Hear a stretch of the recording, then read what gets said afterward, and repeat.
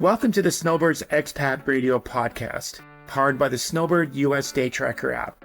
I'm your host, Jerry Scott, and my goal is to give you answers to your cross-border questions, to ease the stress of a cross-border move or extended trip, and to keep you up to date on all you need to know with cross-border rules and regulations.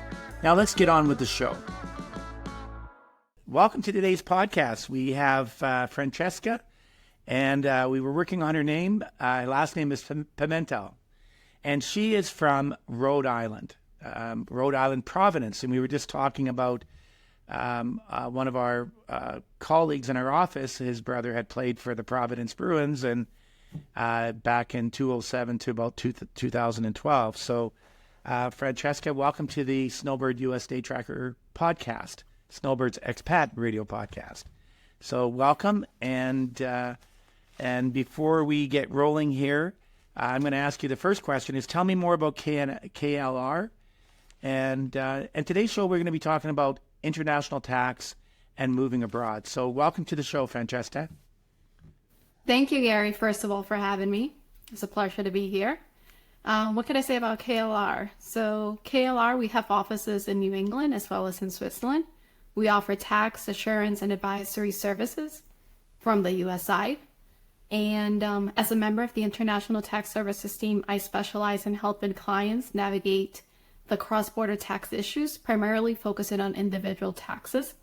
I have 15 years of experience as a CPA, and I started my career, surprisingly, well, not surprisingly, but I started my career in New York. I've been living in Rhode Island, transplanted to Rhode Island when I moved here when I was 8. I decided I wanted to try out something different, so I started my career out in New York. From New York, that took me to Belgium. So I have been in the shoes of many of my clients, being an expat myself. So I understand the pain points and the complexities that are involved when you're dealing with multiple tax jurisdictions. What does that mean from a personal level? And before Belgium, I also did a little smaller stint in France as well. So that has really given me that depth to understanding their situations at a more macro level. Well, that's a great point you make, because I'll tell you something. I live in Vancouver, Canada, but we spend a lot of time in Maui, and we've gone through the E2 visa process. And I'll tell you something. You can learn a lot of things on paper, but unless you're starting to take those steps in clients' shoes, it's a whole different experience. And there's a lot more compassion you can bring to the table because of the uncertainties and the difficulties. So that's great to know. You know, when we talk about today's podcast, Moving Abroad, I'm reminded we had a guest on our show. His name was Alex Doylis, and he wrote a book called Take Your Money and Run. And it was so entertaining. This guy basically left Canada in the early 80s, moved abroad. I believe he settled in Dublin, took on his residency in Dublin, exited Canada, and he basically put himself in a better position from a tax perspective. But I don't know if we're going to do that, because this is very, very complex. But so let's jump right into the questions here. So what's the first thing that people need to do when they come to Francheska and say, I want to move to whatever that country may be? How do we get going on this? Yeah, so I start asking a lot of questions. I feel like you need to ask a lot of questions in order to really understand someone's overall picture, as that would give me a better insight into what they're planning, what their goals are, and what to really look into. But the first question is, how long are you going to be in your destination, the country destination? Are you going there for less than a year? Are you going there for more than a year? What's the immigration status? What's the purpose? Is this just for pleasure? Is this for business reasons? What's really behind it? What's driving it? And then, what's the end side goal? Like, all right, do you have plans to come back? Assuming this person, let's just say hypothetically speaking, they are a U.S. person moving to Canada, do you plan on coming back? If you plan on coming back, do you plan on coming back to the same state? If there isn't a state income tax, all these things have to be considered when someone is considering moving overseas, or vice versa, moving into the United States as well. Do you have a lot of folks that you're dealing with that actually moved to Canada? Yes. From the United States to Canada? Yes. So I was actually, funny enough, yesterday I was speaking to an attorney who said just she's also seeing a trend, at least on our end, we're seeing a trend on Canada, US, Canada, back and forth going on. It seems to fluctuate between countries, but there has definitely been an uprise in the Canadian immigration from both coming in and out. So that's very interesting. Now, do you find that these Americans that are moving to Canada or the Canadians moving down south, do you find that what is the motivation? Is it one thing? Is it half a dozen things? Yeah, yeah. So I was speaking to one client who has a home in Massachusetts, has a home in Canada, and I was like, why Canada, right? He's originally from the UK. What's the drive in Canada? He said he grew up in Canada. So there's a personal aspect to it, right? And he doesn't quite know yet if he's gonna retire in the US or if he's gonna eventually go back to Canada and make that his home. Right now he splits his time half and half. I've seen businesses, Canadian owners of businesses in Canada opening up over here branch of subsidiaries to their companies. So they're moving to get that firm up, that business up and running. That's also been happening a bit on that side. And it is quite honestly easy if you think about it from an immigration perspective, or easier, I should say. Like, you have we share borders, so it's very easy to cross back and forth, or easier than it would be from someone coming from Europe into the United States. Now, so when a person does decide that they want to move to another country, what is the what is involved in that move? Like, what's the first thing they like? I know you asked a lot of questions, but are those people halfway through the process when they come talk to you? Is that Me. usually what happens? So I wish they would come to me before they initiated the move or before they moved to the US. I would say it's more on that they come to me after the fact. So when that happens, honestly, we could do advice. We can advise them as far as like what are the tax planning opportunities that could still be taken advantage of?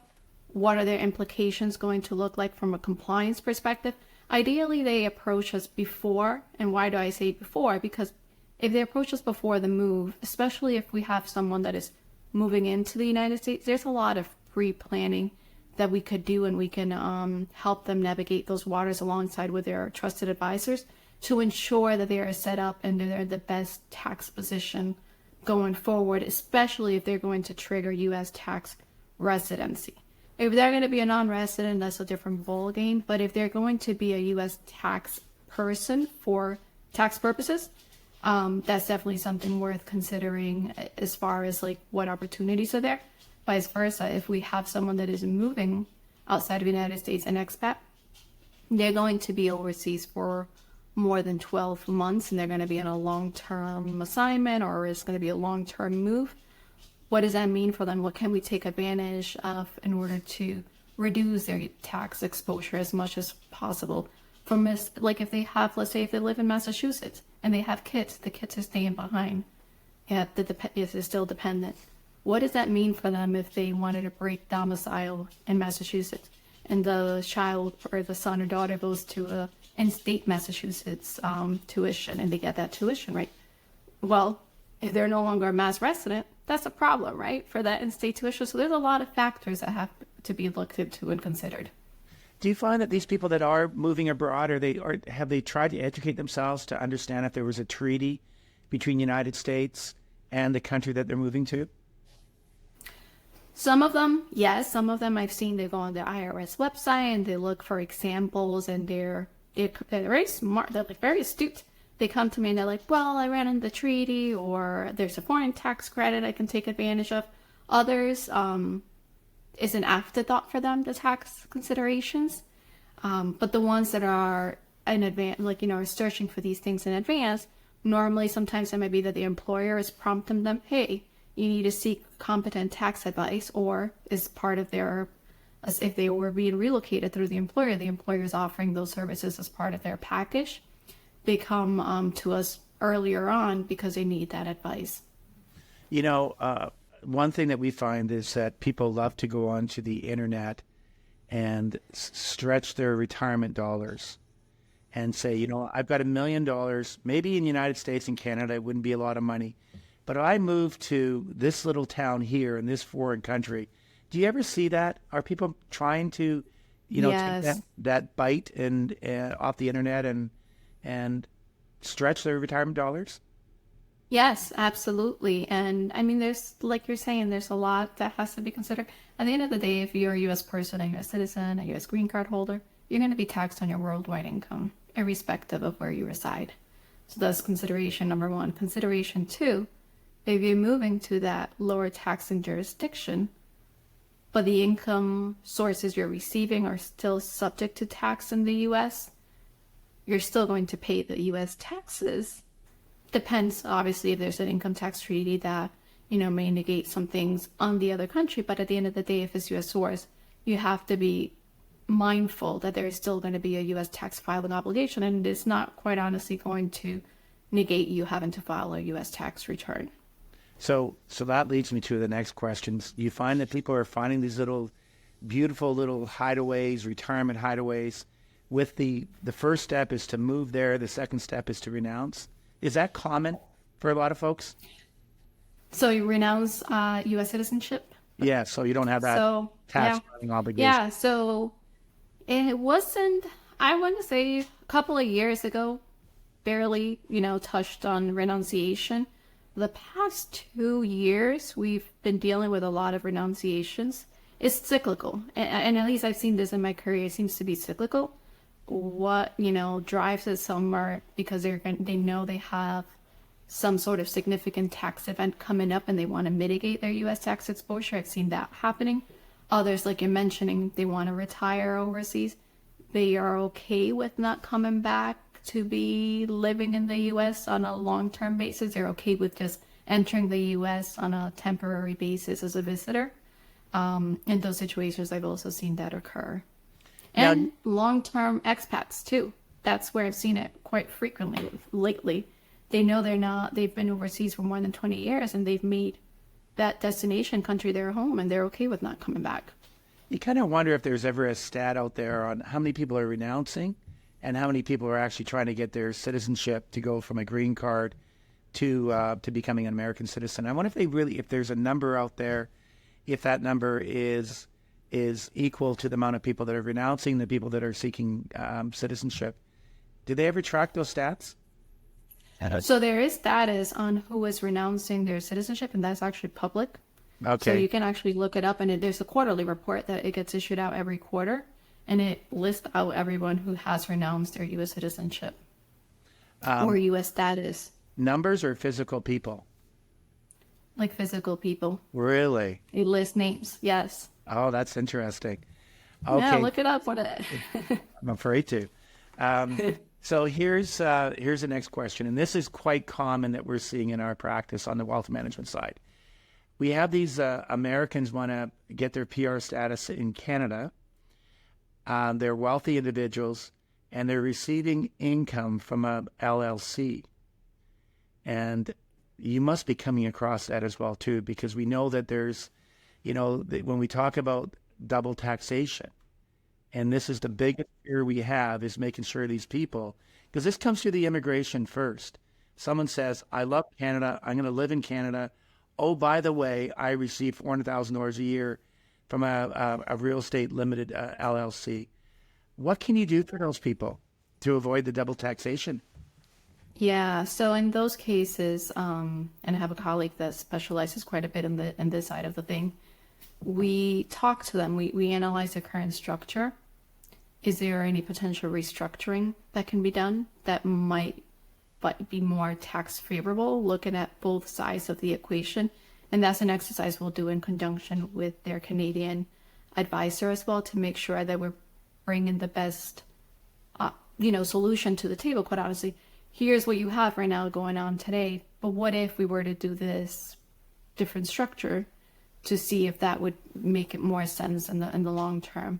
Because I know, like, if I'm not mistaken, for Canadian purposes, U.S. LLCs are seen, they don't really receive the same treatment that they do in the United States. That's exactly it. Yeah, that's exactly it. Okay, what are some of the disclosures that if a person wants to leave United States and move abroad or move to Canada, what disclosures do they need to make?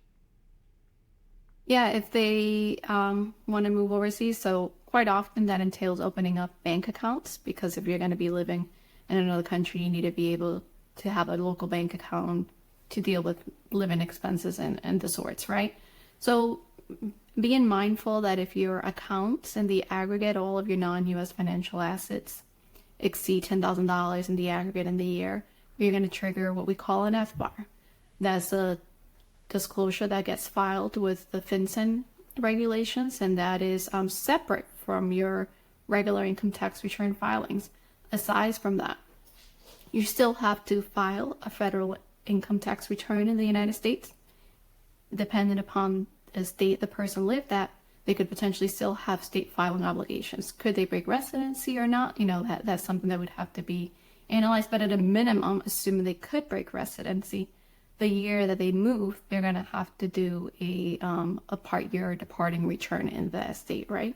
If they have a municipality as well, that also has to be considered. So, and then in the destination country, you have to also consider, am I triggering a filing obligation in that country? What does that look like? I'll ask the question, what countries out there that are very, very popular for Americans to move to right now that do not have a treaty with the Yeah. United States, and how badly does not having a treaty hurt them? So what would be the number one country? Well, off the top of my head, I have someone in China, right? US and China don't have a treaty. And they've been going through some pain points as far as like how China is taxing some of their things and how the United States taxes some of their income items, right? So it has been a little bit more of a painful process for that person. Another one, Taiwan. That one also has been coming up on my radar as well. Those have been past 2 weeks to two of the examples I've been dealing with on client situations without a treaty in place. So China has a flat tax. The Chinese people pay that tax, but there is no foreign tax credits or anything. Yeah, exactly. Okay, that's interesting. Okay, so the next question is that what tax implications should these Americans be worried about on real estate and investment accounts? What should they be worried about when they move abroad? Yeah, so if they hold real estate in the United States, if they're going to be renting that out, that's something they definitely need to recognize as taxable income on their returns. If they potentially are considering selling that property, they could take advantage of, if it's a personal residence, for instance, they could take advantage of a home exclusion, and that will allow them to exclude up to $250,000 of capital gains per taxpayer. So if it's a joint couple, that would be potentially up to $500,000 that can be excluded from taxation. One of the things, though, I like to point out in this particular instance, if you're selling a residence and it's your personal residence, or even if it isn't your personal residence, the timing of it matters. Are you selling it before you move or after you move? And having that local advice is very important. How will that transaction be viewed in the country you're moving to? If it's before you move or after you move, is it going to be subject to tax there? And what taxes, right? What tax rates? Because definitely the U.S. is going to tax it, especially if it's a U.S. asset. So let's say, for example, these U.S. people move up to Canada here, and they stay less than 6 months. They stay less than 60 months. So that when they exit Canada, they only basically, from the time they move to Canada, they're only responsible from an exit tax, the assets they occur over a 60-month. They're not taxed on their worldwide assets when if they move before the 60 months. Is there other countries out there that have that similar treaty that have an exit tax on a 60-month schedule? Yeah. So exit tax is, I don't know the exact numbers, but exit tax is popular. I know this. Singapore has one. I've had clients who've dealt with exit taxes there. Germany also has one, and they're actually, this year I attended a conference and they're redoing their whole exit tax scheme. So that's something to also be mindful of. The UK, as we know, they're going through some changes there, as far as like when someone goes from a non-dom to a domicile status, and the exit tax, those implications if they're there for more than 10 years. So there are numerous countries, including Canada, that they do have to be mindful of that, of those assets they hold, and what happens when they leave, and how long will it take to trigger that. Like in the US, if you're a green card holder, after having the long-term green card for more than 8 years, you're triggering, right, those exit tax obligations. Whether or not you're a covered expat, that's something else. You'll have to go down the different tests to determine that. Do you find that some people go down this road of working with yourself and saying, try to do the planning, and then basically realize that it's so difficult for them to move abroad that they just say, maybe we'll just spend 3 or 4 months a year over there? Does that happen? That happens. It happens not as often, because I think you have to start with the premise. I always tell clients, don't let the tax situation be the driver, right? Especially if you have a business opportunity, don't let the tax factor determine how long you have to be over there for business purposes. Should you be educated on the topics? Sure. But there are ways to mitigate or reduce as much as possible the tax exposure. We do the same thing, but we say, don't let the tail wag the dog.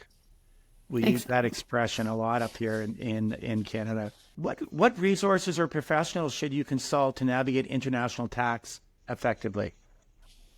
So you should definitely consult a U.S.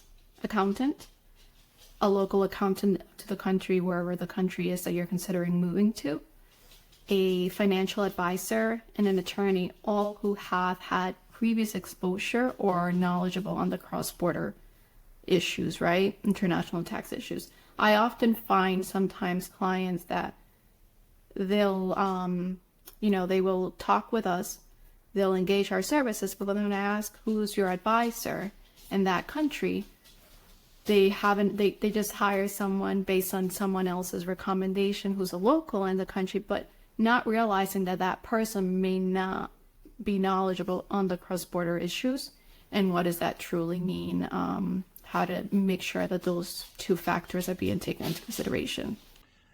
Sadly, we see these financial advisors are kind of driving, kind of steering the ship for these clients, and trying to find them ways so the advisor can continue to work with them and maybe not be 100% compliant from a regulatory point of view.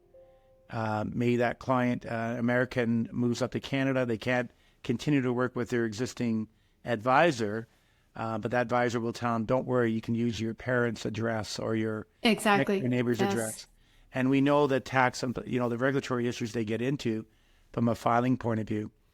I guess outside of international tax and what else KLR is working on, what else do you guys find that your firm specializes in? So we specialize in, we do non-for-profits, for instance, audit is a bread and butter. In the tax world, we have SALT issues, we assist individuals with that, corporate tax, you name it. And so basically, whenever I have this client situation that entails different sides, I make sure I get the right team in place to make sure that we're providing a holistic approach and overview to the client to make sure that they're covered. Now, do you have your clients asking a lot of questions as we go into this president race? Do people ask you a lot of questions? If it's a Harris Democratic presidency or Trump presidency, is there anything that you guys are doing right now, planning? I guess people can say that, it's a pick-em race, so this is probably the most difficult race that we've seen for a while.